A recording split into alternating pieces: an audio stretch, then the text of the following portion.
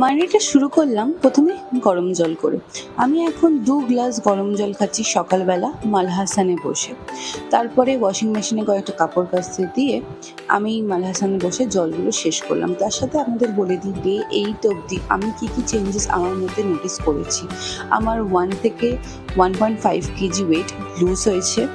এছাড়াও আমি অনেক পজিটিভিটি ফিল করছি নিজের মধ্যে। আর সকালবেলা ঘুম থেকে উঠে আমি কিছু অ্যাফার্মেশনস বলি নিজেকে, যেরকম I am a good soul, I am a very healthy person. এরমভাবে নিজেকে বললে সেটা পুরোপুরিভাবে ইমপ্লিমেন্ট হয়ে যায় নিজের লাইফে। সাবকনশিয়াস মাইন্ডে ওটা কোনোভাবে প্লে করে একটা ভালো গ্রেট রোল।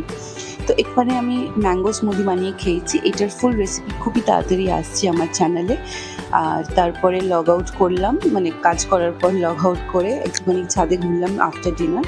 তারপরে বই পড়ে দিনটা শেষ করলাম। দেখা হচ্ছে পরের ভিডিওতে।